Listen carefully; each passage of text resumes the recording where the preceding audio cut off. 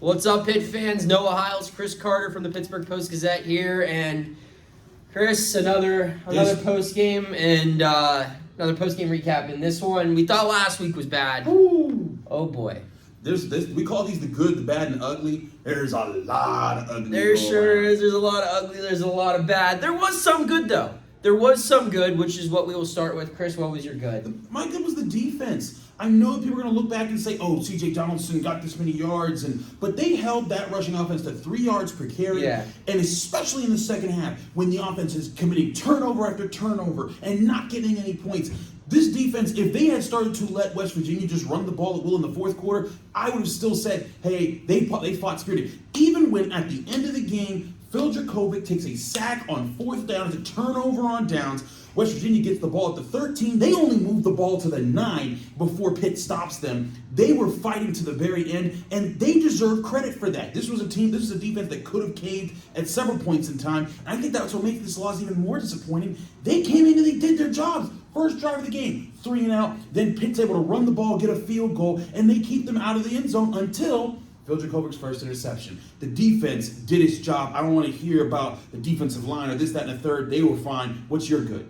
I just want to build on your point. I mean, 17 points by West Virginia, 10 of those off of turnovers. I mean, they allowed one drive, really, and that's going to happen against any opponent. Especially when your offense does this. Yeah, so fantastic job. I just want to talk more about the defense. For my good, I think probably the best player on the field today was Donovan McMillan. He was on fire. 18 tackles today in his first start at Pitt. This is a guy that had high expectations when he transferred in here from Florida. Obviously, a local kid, was a star at Peters Township, 4-star recruit, and to get him back was a big deal for Pitt. Yes. He has the traits that I think would bode well for him in this defense. Absolutely. And I was kind of shocked to see him not get a starting job out of camp. I think part of the reason for that was maybe a lack of familiarity. They went with 2 guys who were a little bit more experienced, who had been around a little bit longer. But man, we learned today that Pitt has a really, really, really good player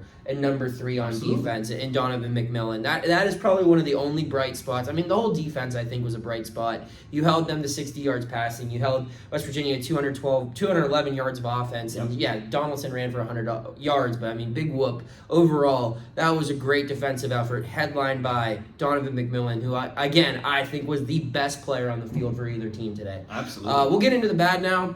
We'll talk about the worst player on the field for either team today. And listen, we take no pride or joy. This isn't about happiness.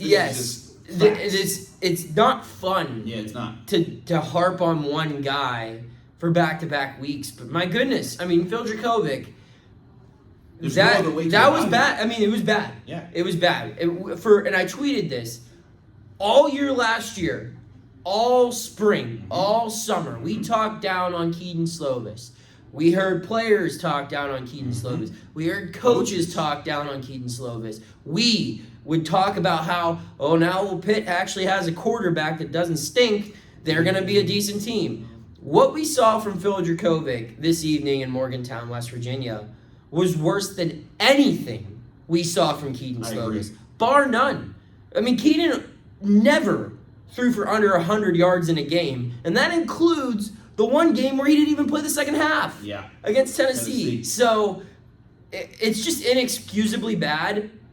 And Carter, to transition into your bad, I don't think it's going to get any better as far as another option because they're not turning the page. Listen, we had Pitt fans talking to us before the game saying, like, how much bad has to happen before Christian Bayer goes in. Listen, we weren't saying that a bad game was impossible for here, Phil, but we both said they weren't benching him despite anything. And I think this performance shows, anything could have happened outside of an injury. They would not have benched Phil Jurkovec. And everyone wants to see Christian Bayer, the other transfer quarterback they got from Penn State. There was some hype about him after the spring game. What's he going to be like? We're not going to see it. Pat Narduzzi said when you asked the question after the game, there was never a consideration to put it. And we saw it on the sideline. Christian Bayer, there was a couple times he warmed up his arm, never took off his headset. Yeah, dude never put on his helmet. In 4 quarters of football. And each time Phil Jurkovec he never took his helmet off. That was always going to be the case in this game. And fine. fine, okay, I guess. Pat Narduzzi after the game, I asked him, is there a lack of confidence in Christian? Because maybe that's it. Maybe Christian's just so bad and we didn't know about it. But he said, no, we have confidence in Christian. We have confidence in Nate Yarnell. But you don't bench a guy after one game. He accused us of the media saying, like, you guys want to get rid of a guy as soon as something bad happens. And that's not the case. No. We're saying, hey, I even said, like, in my article, I was like, hey, if you bench Phil in the middle of this game and Christian does poorly, you can bring Phil back the next game. But here's where my big problem is Noah. Then after that, he says, we don't do that. We stick with our guys, whether it's a cornerback, a tackle, or a quarterback. That is a lie, because they did this to Jason Collier, who started the season at left guard, started against Wofford. They benched him, replaced him with B.J. Williams and at left guard last week. So we saw that last week. And then this week, the guy we just talked about, Donovan McMillan, he replaced Philip O'Brien as the starting safety. So it's clear Pitt is willing to replace players. They just won't do it for the quarterback. And it was the narrative all last season about Keaton Slovis and Nick Patty. And the story that carried over this year, they're going to do the same thing. And Noah, it looks like they will. Yeah, so I guess for your bad, it's bad coaching. At this point, I have to point there. Yeah. And I'm not a person that always points to coaching. I think it's one of the laziest narratives in sports. Yeah. But the way this is being managed right now, I can't point to anything else. Yes. All right, so what's your... okay, actually, I'm going to ask you, but I think we have the same thing. The same ugly. The ugly... state of the team right now. It is the state of the team. Yeah. Now, listen...